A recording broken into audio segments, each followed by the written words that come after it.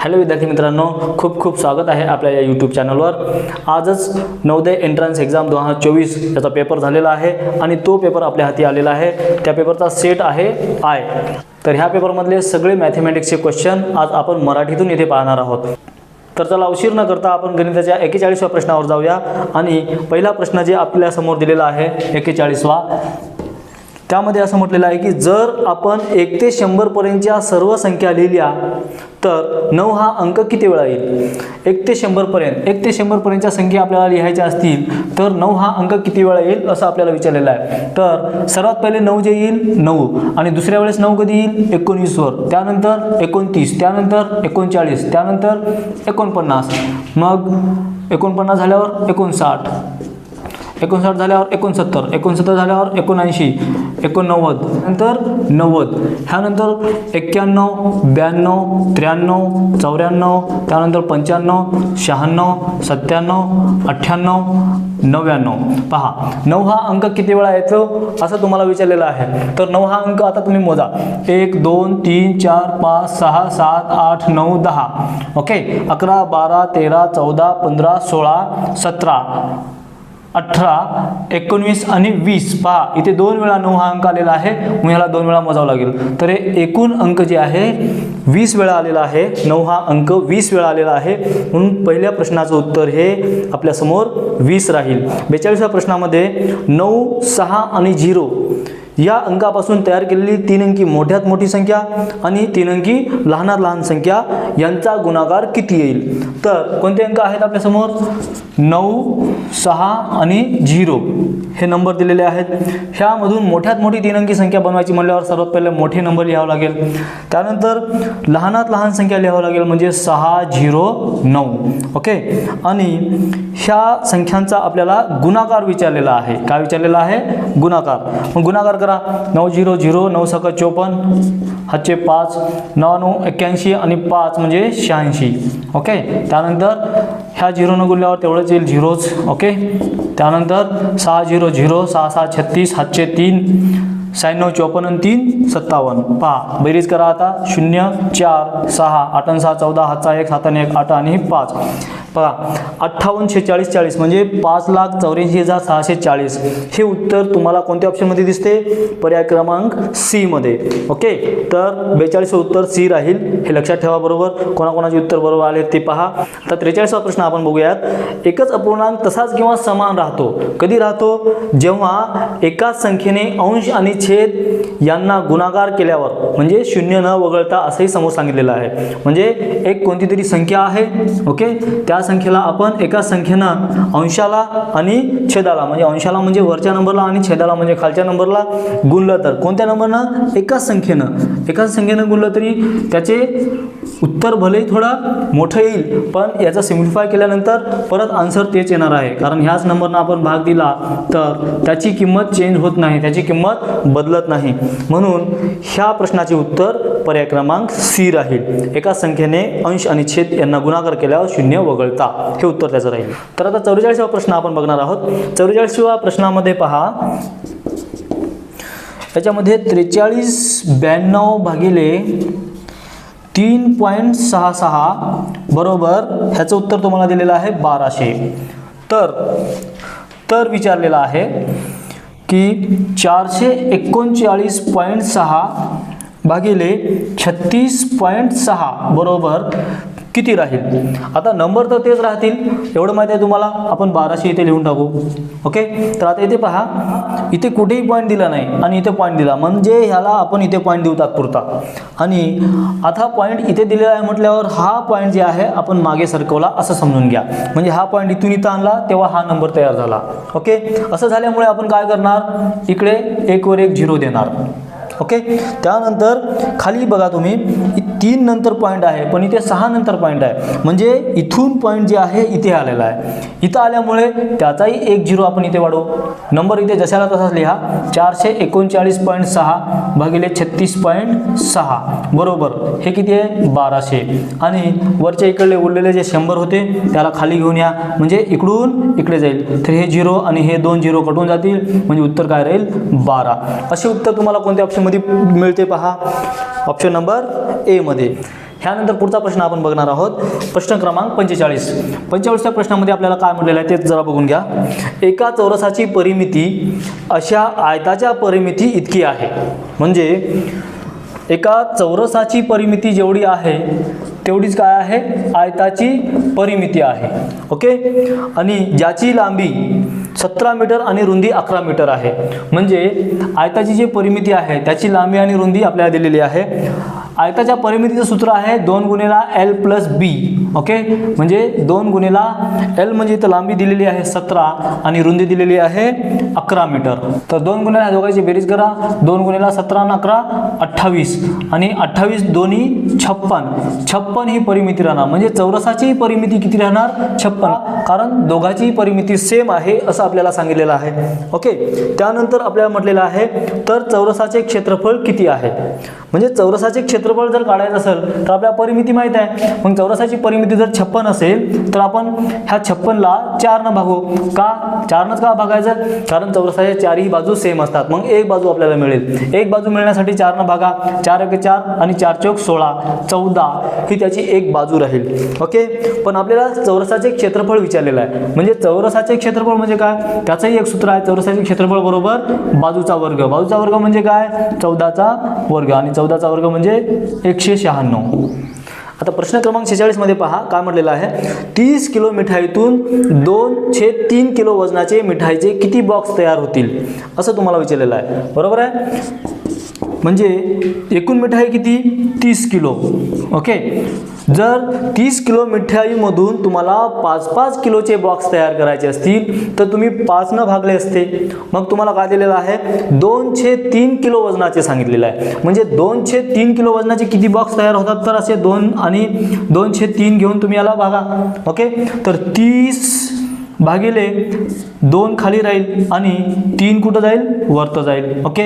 2 न भागला 15 येईल आणि 15 त्रिक 45. पहा किती सोपं उत्तर आहे हे. 47व्या प्रश्नामध्ये आपण आता बघणार आहोत. एका आयताकार प्लॉटचे क्षेत्रफळ 616 वर्ग मीटर इतके आहे. याची रुंदी 22 मीटर आहे. प्लॉटच्या चारी बाजूला 7.50 प्रति मीटर या दराने कुंपण घालण्याचा एकूण खर्च किती असेल. म्हणजे तुम्हाला काय विचारलेलं आहे, तर एक आयताकृती भाग आहे किंवा जमीन आहे असं समजा. ठीक आहे. त्या आयताकृती भागाच्या चारी बाजूला 7.50 रुपये प्रति मीटर दराने एक कुंपण करायचं आहे. कुंपण करायचं आहे म्हटल्यावर तुम्हाला काय माहित पाहिजे, एक तर लांबी माहित पाहिजे आणि रुंदी पण माहित पाहिजे.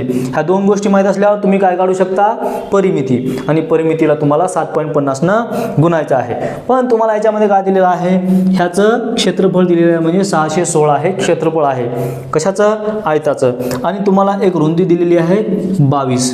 ठीक आहे. मग याची लांबीही आपल्याला काढावं लागेल. लांबी जर काढायची असेल तर ह्या 616ला तुम्ही 22 न भागा, तेव्हा उत्तर किती येईल, 28. म्हणजे लांबी किती येईल, 28. आता ही 28 आहे. मग खालची बाजू सुद्धा 28 येईल. इकडची 22 दिलेली आहे म्हणजे इकडली सुद्धा 22 येईल. मग आता परिमिती काढा. परिमिती म्हणजे काय, सगळ्यांची आपण बेरीज करतो. बेरीज करा. 28 दोन्ही 56, 22 दोन्ही 44. 56 आणि 44 किती होतात, 100. ओके. तर 100 हे त्याची बेरीज झाली सगळ्या बाजूंची, म्हणजे परिमिती झाली. आणि ह्या परिमितीला कोणत्या रेटनुसार गुणायचं आहे, प्रति रुपये 7.50 प्रति मीटर या दराने. म्हणजे 7.50 ने याला गुणा. ओके. तर आता पहा इथे पॉईंट आहे आणि हे 2 झिरो ह्याला गुणल्यामुळे काय होईल, हावाला पॉईंट 2 घर पलीकडे सरकेल. म्हणजे 750 हे त्याचं उत्तर राहील. ऑप्शन नंबर किती आहे, 47वा ऑप्शन नंबर आहे डी. ओके. आता पुढचा प्रश्न बघा. 48व्या प्रश्नामध्ये काय म्हटलेलं आहे, जर a/b अपूर्णांकमध्ये जिथे a बरोबर b वजा 3, तुम्हाला काय दिलेलं आहे, a बरोबर b वजा 3 हे दिलेलं आहे. ओके. आणि काय म्हटलेलं आहे, a अधिक 10/b वजा a/b बरोबर 10/7. तर a/b आहे म्हणते, म्हणजे काय आहे तेच आपल्याला काढायचं आहे. ओके. तर आपल्याला लक्षात घ्या, इथे a बरोबर b वजा 3 दिलेला आहे. ठीक आहे. ह्यावरून आपल्याला सगळ्यात पहिले a ची किंमत b वजा 3 a च्या जागी लिहायची आहे. याच्यावरून हे उत्तर काढता येईल. ठीक आहे. याची किंमत किती आहे, b वजा 3. पहा, a च्या जागी मी b वजा 3 लिहिलं, अधिक 10 छेद बी जशाला तसा लिहा, वजा एच्या जागी परत काय लिहा, एची किंमत किती आहे, बी वजा 3 तेच लिहा, बी वजा 3 छेद बी आणि इकडे काय आहे 10/7. ओके. आता पहा बी 10तून 3 गेले किती राहिले, 7 राहिले. ओके. वजा, ठीक आहे, याला कंस दिल्यावर पहा, ह्याला कंसातून बाहेर काढल्यावर काय होईल, आपण एक काम करू, इथे छेद समान आहे म्हणून आपण छेद समान करून टाकू. ठीक आहे, वजा इथं देऊ आणि आता कंसातून बाहेर काढल्यावर हे वजा होईल आणि हे जे वजा आहे याला कंसातून बाहेर काढलं तर अधिक होईल, बरोबर 10/7. ओके. त्यानंतर पहा 7 आणि 3 10 होतील. ओके. आणि बी वजा बी हे दोन्ही कटून जातील, कारण बी वजा बी एक प्लस आहे एक मायनस आहे म्हणजे हे 0 होतील. ओके. म्हणजे वरी 10 आलं, खाली काय आहे बी, बरोबर इथे आहे 10/7. बीला इकडे न्या आणि 10ला खाली आणा, म्हणजे 10 हे वाला 10 इकडे आला, बरोबर बीला इकडे न्या बी आणि खालचा जे 7 आहे त्याला इकडे न्या, इकडे न्या म्हणजे इथं. ओके. 10 कटले म्हणजे बी बरोबर किती आलं 7. बी बरोबर 7 ही किंमत आली. हे आपलं उत्तर नाही. ओके. अजून समोर उत्तर काढायचं आहे. बी बरोबर 7 असेल तर ए बरोबर पहिले काढा, कारण आपल्या ए छेद बी ची किंमत काढायची आहे, म्हणजे ए ची ही किंमत आधी काढावं लागेल. ओके. याच्यामध्ये आता ए बरोबर बी वजा 3, बीच्या जागी किती ठेवा, आता 7 ठेवा. ओके. म्हणजे ए बरोबर 7 वजा 3 म्हणून ए बरोबर किती येईल, 7 3 गेले 4 राहिले. ओके. पहा आपल्याला ए भेटला 4 आणि बी भेटला 7, मग ए छेद बी याचं उत्तर म्हटलं तर एच्या जागी 4 आणि बी च्या जागी 7 लिहा. 4/7 हे त्याचं उत्तर आहे. असा ऑप्शन आपला कोणता आहे, 48वा उत्तर आहे सी 4/7. त्यानंतर 49वा प्रश्न पहा, हा खूप सोपा प्रश्न आहे. ठीक आहे.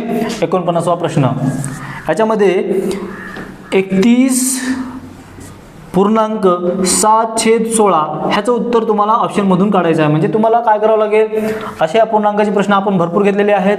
31 जशाला तसं लिहायचं आहे. फक्त तुम्हाला आता काय करायचं आहे, यांचा भागाकार पॉइंट मध्ये काढायचा आहे आणि तुम्हाला उत्तर लिहायचं आहे. ओके. तर आपण इथे काढू, इथे 7 घेतलं. ओके. 7ला कितीनं भागायचं आहे, 16. ठीक आहे. 0 पॉइंट इथं 0 घ्या. ठीक आहे. 16 चौक 64 किती राहिले, 6 राहिले. परत एक 0 द्या. 16 त्रिक 48. ओके. किती राहिले, 12 राहिले. ठीक आहे. परत एक 0 द्या. 16 7 112. ओके. आता किती राहिले, 8 राहिले. ओके. परत एक 0 द्या आणि 16 5 80. 80 तो 80 गेले 0, म्हणजे भागाकार संपलेला आहे. तर 31 नंतर आपण काय करणार आहोत, याला पॉईंट मध्ये ऍड करणार आहोत, म्हणजे 0.4375 यांची बेरीज करा, किती येईल 31.4375. ह्याचा पर्याय क्रमांक आहे 49चा सी. ओके. विद्यार्थ्यांनो, आता 50वा प्रश्न खूप सोपा आहे. 50व्या प्रश्नामध्ये तुम्हाला काय म्हटलेलं आहे बघा, एका चौरसाची प्रत्येक बाजू तिच्या 1/3 इतकी कमी केली, मग तसं केल्यास चौरसाचे क्षेत्रफळ काय असेल. काय असेल हे ऑप्शन मधून तुम्हाला सांगायचं आहे. ठीक आहे. पहा, एक चौरस आपण मानू. ठीक आहे. चौरसाची बाजू जर समजा 15 आहे, आपण 3 न भागू. ठीक आहे. किती राहील, 5 राहील. ओके. तर नवीन चौरस जे आहे ते किती होईल, त्याची बाजू 5 होईल. ओके. तर आपल्याला काय विचारलेलं आहे, तर याच्यामध्ये तुम्हाला विचारलेलं आहे की ह्या चौरसाचे क्षेत्रफळ जे आहे ह्या चौरसाच्या क्षेत्रफळाच्या किती पट कमी राहील असं विचारलेलं आहे. बरं, आपण 15 जर घेतलं तर याचं क्षेत्रफळ किती होईल, 15 म्हणजे 15चा वर्ग 225 आणि ह्याचं क्षेत्रफळ किती होईल, फक्त 5 5 25, 5चा वर्ग 25. तर आता हे जे आहे याच्या किती पट होणार आहे, म्हणजे आपण काय करू, ह्याला इकडे आणू. ठीक आहे. आणि याला आपण याच्याने भागू. 25 9 225 म्हणजे 1/9. 1/9 असा ऑप्शन तर नाही, पण याला आपण म्हणतो 1/9. ओके. 1/9 कोणत्या ऑप्शन मध्ये आहे ते पहा, ऑप्शन नंबर डी हे त्याचं उत्तर आहे. ओके. त्यानंतर एका वस्तूला 2540 मध्ये विकल्यानंतर होणारा लाभ त्याच वस्तूला 1850 मध्ये विकल्यानंतर होणाऱ्या तोट्या इतक्याच आहे. वस्तूची किंमत किती आहे. म्हणजे पहा, वस्तू जर 2540 ला विकली तर जेवढा लाभ होते, ठीक आहे, तेवढाच तोटा कधी होते, जेव्हा तीच वस्तू 1850 ला विकतो तेव्हा. मग याच्यामधला पहिले फरक काढा. ठीक आहे. कारण याच्यामधला किती गॅप आहे ह्याच्यावरून ते उत्तर निघेल. ठीक आहे. तर याच्यामधला पहिले फरक काढा. 0 14तून 5 गेले 9 राहिले, 14तून 8 गेले 6 राहिले आणि इथे 0 म्हणजे 690. आता काय करायचं आहे याला तुम्हाला 2 न भागावं लागेल. 2 न भागल्यावर किती येईल 345. 1850 ला विकल्यानंतर तेवढाच तोटा झाला असता, म्हणून 1850 मध्ये आपण काय करू 345 मिळवू. ओके. 5 आणि 0 5, 4 आणि 5 9, 8 आणि 3 11, 1 आणि 1 2, 2195 हे त्याचं उत्तर राहील. म्हणजे 51चं आन्सर जे आहे पर्याय क्रमांक बी. ओके. त्यानंतर 52वा प्रश्न पहा. एक मशीन एका मिनिटात 12 पानं छापू शकते. ओके. 5760 पानांच्या छपाईसाठी किती द्यावा लागेल. एक मशीन एका मिनिटात 12 पानं छापू शकते. ठीक आहे. किती पानं 12. 5760 जे आहे एवढे पानं छापायचे आहेत. ठीक आहे. मग त्याला आपण 12 न भागू. ठीक आहे. 12 न भागल्यावर काय येईल 12 चौक 48. मग किती राहिले 9. 12 96 म्हणजे 96. ओके. आणि मग करायला 0. ठीक आहे. एवढे मिनिट लागतील पहा. 5760 पानं जर छापायचे असेल तर 480 मिनिटं लागतील. ओके. पण 480 मिनिटं आपल्याला ऑप्शनमध्ये कुठे दिलं नाही, आपल्याला तर तास दिलेला आहे. मग आपण काय करू त्याला तासामध्ये कन्वर्ट करू. तासामध्ये कन्वर्ट करण्यासाठी आपल्याला 60 ने भागावं लागेल. 60 म्हणजे 0 0 कटले 6 8 48 म्हणजे किती 48 तास हे त्याचं उत्तर राहील. ओके. किती सोपं उत्तर आहे. एका पुस्तकाची किंमत तुम्हाला 100 रुपये दिलेली आहे. किती पुस्तकाची एका पुस्तकाची. ओके. तर पुस्तक विक्रेता काय करतो 3 पुस्तके 275 रुपयाला विकतो. जर पुस्तक विक्रेता जर 3 पुस्तके विकत असेल तर आपण 3 पुस्तकं विकत घेतल्यासारखं समजा. म्हणजे किती रुपयाला लागले असतील 300 रुपयाला. कारण एक पुस्तक 100ला तर 3 पुस्तकं 300 रुपयाला होतील. ओके. आणि 3 पुस्तके इथे 275 रुपयाला विकली म्हटल्यावर 275. ठीक आहे. हे काय आहे खरेदी किंमत आणि ही विक्री किंमत. ओके. तर याच्यातून आता वजा करा म्हणजे फरक काढा. ठीक आहे. इथे राहिले 5, इथे राहिले 2 आणि इथे राहिले 0. पण नफा झाला की तोटा झाला हे आपल्याला सांगावं लागेल. तर खरेदी किंमत मोठी आहे का विक्री किंमत मोठी आहे. इथे खरेदी किंमत मोठी आहे. ओके. म्हणून काय झाला तोटा झाला. काय झाला तोटा. ओके. 54 प्रश्नामध्ये काय दिलेलं आहे पहा. 5.3/8 गुणिला 8.1/8 वजा 3.1/8 गुणिला 5.5/8 तुम्हाला असं गणित दिलेलं आहे. ठीक आहे. ह्याला सोडावं लागेल. कसं 8 पंजे 40 आणि 3 43/8 गुणिला 8 64 आणि 1 65/8 वजा 8 त्रिक 24 आणि 1 25/8 गुणिला 8 पंजे 40 आणि 5 45/8. आता या दोघांचा आपण गुणाकार करूया. 43 गुणिले 65 म्हणजे 2795.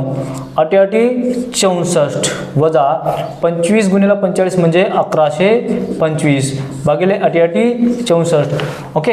तर आता काय करा छेद समान आहेत म्हणून एकदाच लिहा आणि वरच्याची वजाबाकी करा. 5तून 5 गेले 0 राहिले, 9तून 2 गेले 7 राहिले. ओके. आणि 7तून 1 गेला 6 राहिला. ओके. आणि 2तून 1 गेला 1 राहिला. म्हणजे 1670 भागिले 64 याचा जर व्यवस्थित भागाकार केला तर 26.09 असं काहीतरी उत्तर याचं येऊन जाईल. पण तुम्हाला जवळपासचे उत्तर विचारलेलं आहे. म्हणजे जवळपासचं उत्तर म्हणजे आपल्याला काय राहिली ते 26. ओके. तर 26 ऑप्शनमध्ये तुम्हाला दिलेलं आहे. 54चं उत्तर आहे बी. ओके. ध्यानात ठेवा बरोबर. ठीक आहे. आता पुढचा प्रश्न पहा. पुढच्या प्रश्नामध्ये म्हटलेलं आहे 30009 म्हणजे 30,009 हे कसे लिहितात. ओके. बघा पहिल्या ऑप्शनमध्ये तुम्हाला दिलेलं आहे 30 10,000 आणि 9 दशक. तुम्ही फक्त शेवटचे शब्द पहा. 9 दशक म्हटलेलं आहे. ओके. दशक तर कसंही होणार नाही कारण 9 एकक स्थानावर आहे तर 9 एकक असायला पाहिजे. जिथे जिथे एकक नाही ते उत्तर तिथे राहणार नाही. ठीक आहे. ऑप्शन ए मध्ये तुम्हाला दशक म्हटलेलं आहे म्हणून हे नाही. ओके. ऑप्शन बी मध्ये तुम्हाला शतक आहे म्हटलं 9. ओके. म्हणून तेही उत्तर नाही. ऑप्शन सी मध्ये 9 एकदा म्हणजे एकदा म्हणून हा शब्द दिलेला आहे. ऑप्शन सी मध्ये एकदा म्हणजेच एकक. ओके. तर एकक म्हटल्यावर तुमचं उत्तर जे आहे ऑप्शन सी राहणार आहे. ठीक आहे. ऑप्शन डी सुद्धा नाही राहणार आहे. का कारण तिथं सुद्धा 9 दशक म्हटलेलं आहे म्हणून उत्तर फक्त सी राहील. दुसरी पद्धत जर पाहायची असेल तर पहा 3 10,000 म्हणजे 3 गुणिला 10,000. ओके. आणि समोर का दिलं आणि 9 एकदा म्हणजे 9 एकदा असं आपण करू शकतो. 9 त्रिक 30,000. ठीक आहे. आणि अधिक 9 तर हे 9 आता बेरीज केल्यावर कुठे येईल 30 1 2 आणि 9 हे बघा 30,009 हे उत्तर त्याचं राहील. म्हणजे पर्याय क्रमांक सी 3, 10, 1000 आणि 9, 1, 10 हे उत्तर त्याचं राहील. ओके. 56व्या प्रश्नामध्ये बघा, 56व्या प्रश्नामध्ये तुम्हाला सुमितचं वजन 107 किलोग्रॅम आहे आणि संजयचे वजन 82 किलोग्रॅम आहे असं म्हटलेलं आहे. दोघांचे वजन जर नजीकच्या दशकापर्यंत विचारात घेतले तर दोघांच्या वजनातील तफावत किती असेल? तफावत म्हणजे काय विचारलेलं आहे? फरक, डिफरन्स विचारलेला आहे, फरक विचारलेला आहे. ओके. पहा, सुमितचं वजन तुम्हाला पहिले दिलेलं आहे. सुमितचं वजन किती दिलेलं आहे? सुमितचं वजन 107 किलोग्रॅम. ओके. आणि संजयचं वजन किती दिलेलं आहे? संजयचं वजन तुम्हाला दिलेलं आहे 82 किलोग्रॅम. ओके. तर तुम्हाला काय म्हटलं? दोघांचेही वजन काय करायचं आहे? नजीकच्या दशकापर्यंत विचारात घ्यायचं आहे, म्हणजे नजीकच्या दशक. आता ह्याला कोणतं दशक जवळ राहील? 110 जवळ राहील का 100 जवळ राहील? 110 पासून 3 संख्येनंच दूर आहे, म्हणजे 110 हेला जवळ राहील. ओके. 82 साठी कोणतं जवळ राहील? 80 जवळ राहील का 90? म्हणजे दोन्ही दशकच आहेत, 80 आणि 90.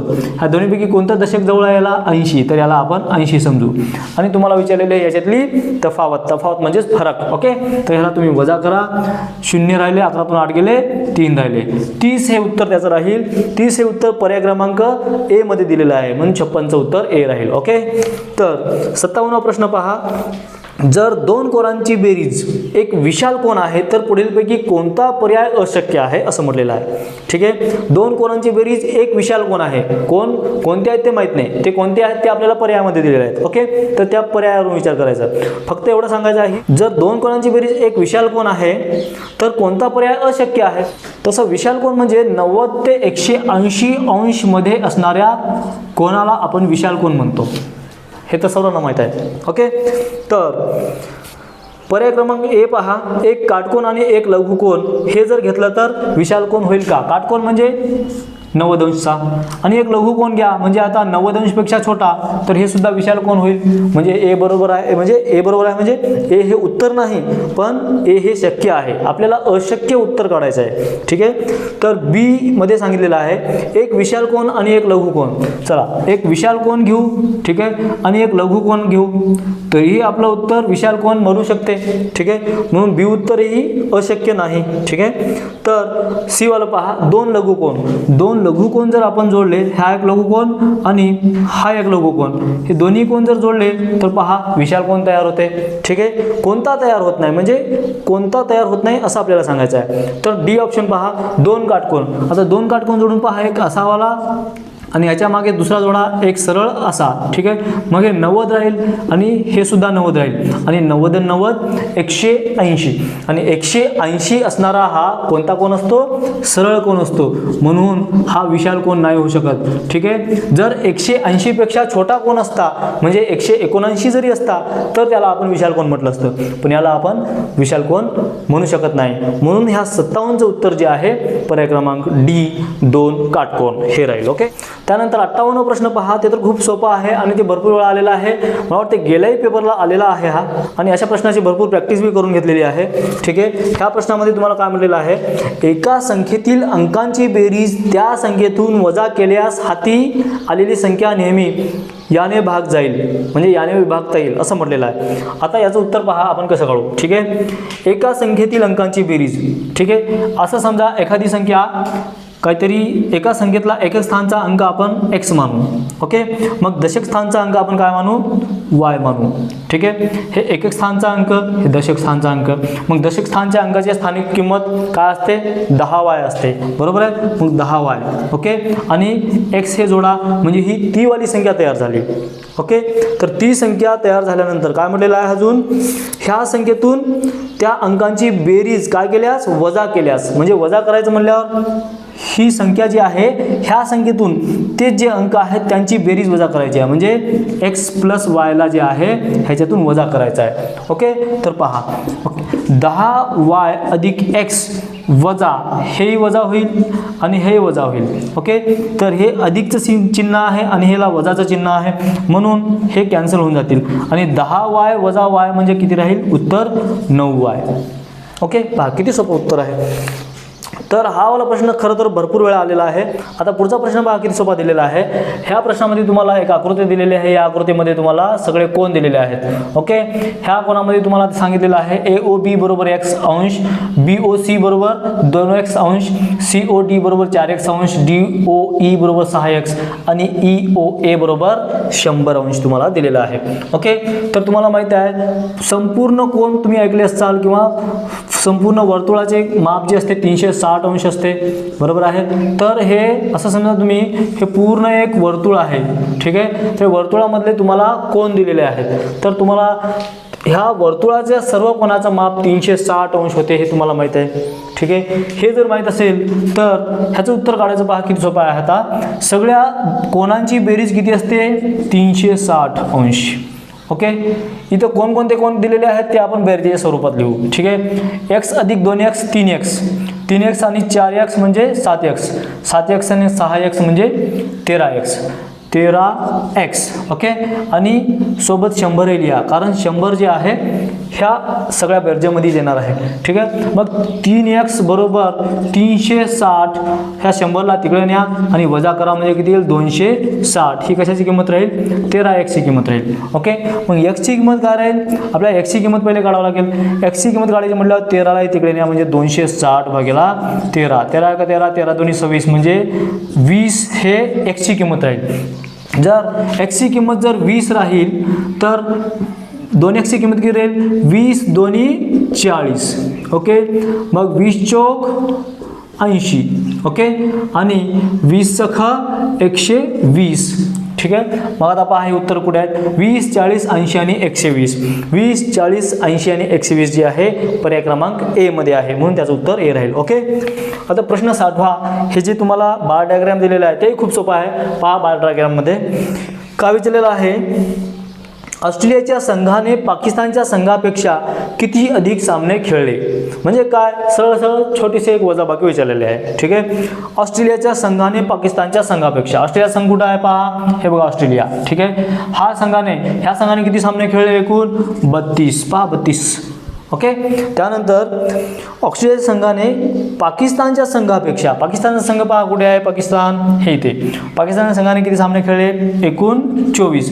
मग कितीने जास्त खेळले किती ना तर या 32 मधून 24 ला वजा करा, 32 वजा 24 म्हणजे किती 8. ओके, 8 हे उत्तर राहील 60व्याचं म्हणजे पर्याय क्रमांक ए हे त्याचं उत्तर राहील. ओके, तर मित्र लक्षात घ्या हा पेपर खूप सोपा होता आणि आपण शिकवलेल्या सारखेच भरपूर प्रश्न याच्यामध्ये आलेले आहेत, त्यामुळे भरपूर जणांना याचा फायदा झाला असेल, ठीक आहे. व्हिडिओ आवडल्यास व्हिडिओला लाईक करा आणि शेअर नक्की करा. तसेच आपल्या चॅनलला सबस्क्राईब करायला विसरू नका आणि बेल आयकॉनलाही प्रेस करा. अशाच प्रकारे नवोदयचे सर्व चॅप्टर आम्ही मराठी आणि हिंदी या दोन्ही भाषेत उपलब्ध करणार आहोत.